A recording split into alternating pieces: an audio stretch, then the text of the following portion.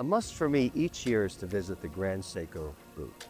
Why? Because this booth is important in the sense that it's one of the most valuable entry-level watches in the world. Incredibly high quality, but at the same time affordable. So if you're starting your journey into watch collecting, this is one of the brands you have to watch. And each year they bring amazing innovation, not only in technology and calibers, but amazing looks. This is a vintage now Grand Seiko called the Superman, but I consider it one of my favorite watches. It's beautiful polished steel, a beautiful dial, and looks great with a red band. But Grand Seiko is actually one of the oldest watchmakers in the world. A lot of people don't know that, and one of the most accurate. Really amazing technology. So let's go check it out, see what's new this year.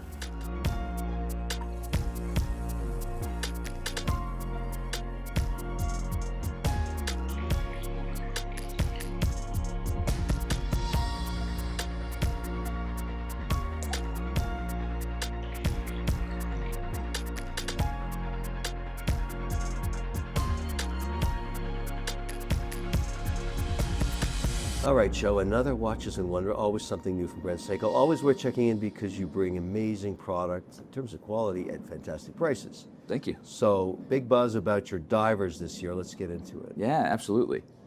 So last year we introduced the UFA, right? Yes. It was the smallest automatic spring drive that we'd introduced in Grand Seiko thus far, and after we did that, we had a lot of questions. So does that mean you can make smaller watches now? In particular, can you make a smaller dive watch? And that was exactly right. And I think we've been waiting about 20 years for smaller dive watches. yeah.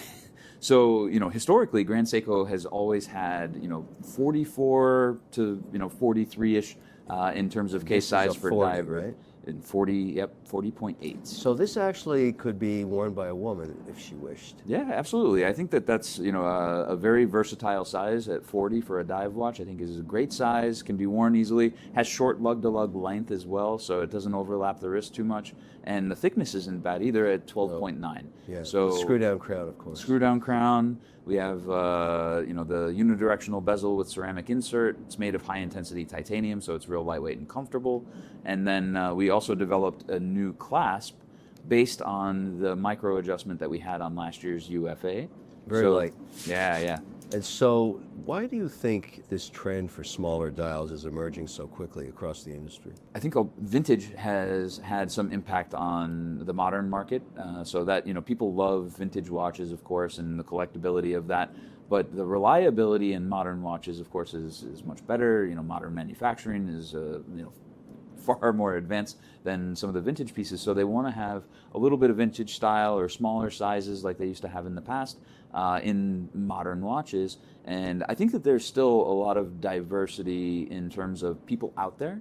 I've been hearing more requests for larger watches lately, and it's been a while since I've had that. That's surprising. I think yeah. on the micro brands, some people are doing massive 44s, 48s, but I think the Asian market's influencing this too. Oh yeah. I think that it's very important that we have a diverse catalog always. And one of the challenges that we face as a brand is, it's easy for us to make bigger, right? Anyone can make bigger with a modest size movement, but we always want to make reliable, durable movements, and our movement size ends up a little bit larger because of that.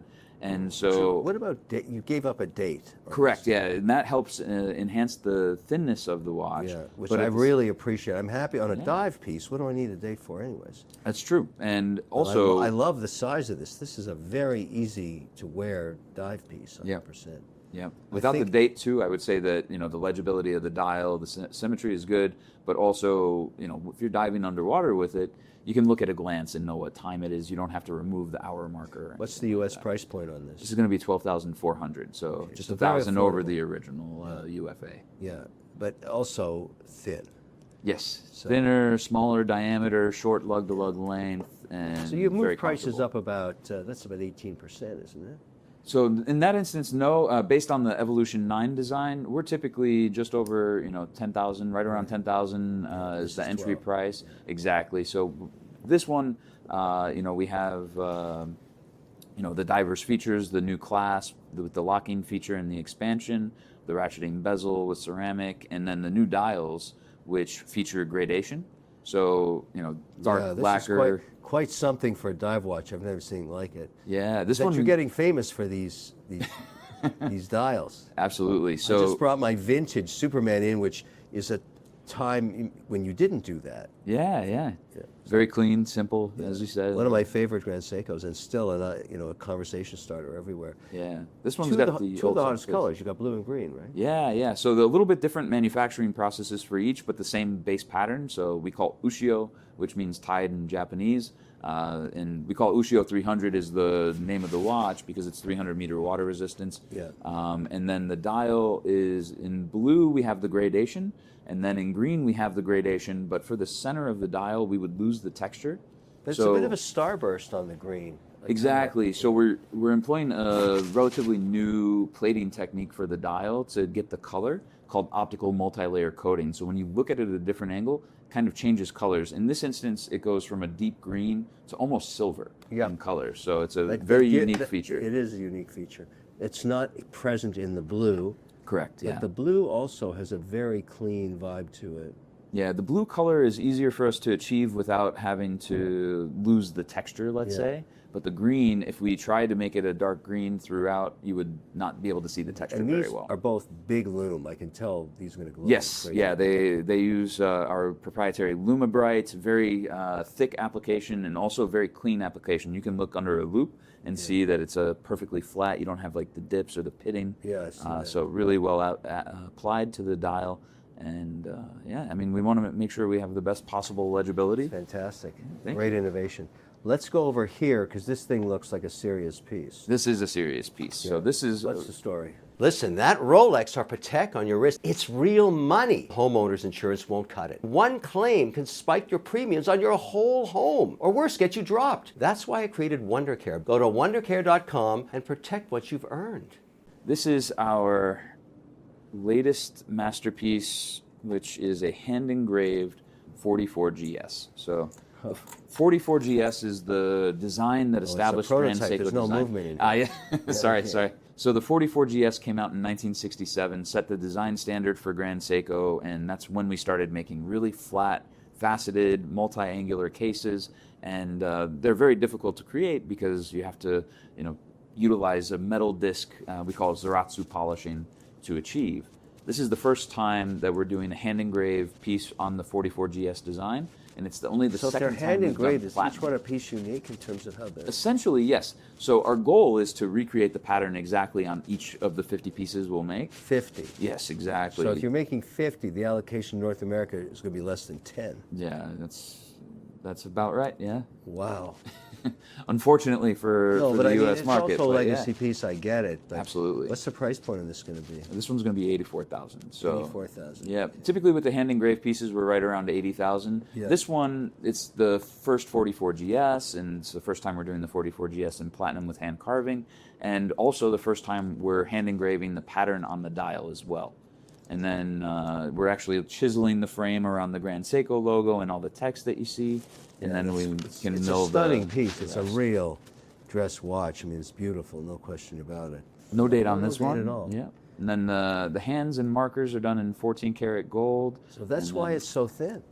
Yeah, and this is actually, what's interesting about this watch is it's the same exact thickness as the original 1967 model, which I find a little ironic, but maybe it was done with intent. No, I like it. But yeah, it's beautiful. Very thin, one of the thinnest movements that we have in Grand Seiko overall. So two directions for this year. The dives, which I think are going to be immensely popular at that price. Yeah, definitely. sure they are. Already showing, yes. Yeah, and this is going to be 8 or 9 or 10 people in the U.S. will end up with one. Yes, and of course, we always hope to get as many possible out of the 50, but unfortunately, that is typically the case. I think it's important for the brand Yeah. to actually have something like that, the lore from collectors. And Yeah, so where yeah. do you see Grand Seiko the next 2 years? I think that UFA is a huge technology for us. We're just we're just breaking the surface of being able to produce a little bit more. Now we'll have a few models to choose from as opposed to one. So I think that has a very bright future ahead. It's amazing technology and craftsmanship for 20 seconds a year accuracy, complete reliability. Spring drive is an amazing movement on its own. There is This nothing the like next it in level. terms of accuracy. I don't know of another brand that can boast 20 seconds a year. Yeah, no, it's the most accurate watch driven by a mainspring. Less than so, 2 seconds a month. Yeah, it's remarkable. Yeah. So, that is a huge thing, and we have not lost sight either in pure mechanical watchmaking at the same time. So, we have our 9SA5 caliber, which was a big breakthrough for us in a lot of ways, with a new escapement that we introduced back in 2020, and we continue to innovate there as well. So I think that has a very bright future ahead. But masterpieces, we don't have the volume for it, right? This is made very, very small. Well, that's batch. the definition of a masterpiece anyways. Exactly. And, we want to have unique products like this to cater to clients that have this taste, let's say. Yeah. It's almost as if they're the independent watchmakers of Grand Seiko, right? Making both Credor and Grand Seiko in this instance in the masterpiece collection within our micro artist studio. When I get asked all the time, it's usually about this. My son is graduating, I want to get him a watch, I'm on a budget, what's going to last his life? Yeah. And I say to be honest, I say there's only two brands that do it, Tudor and Grand Seiko.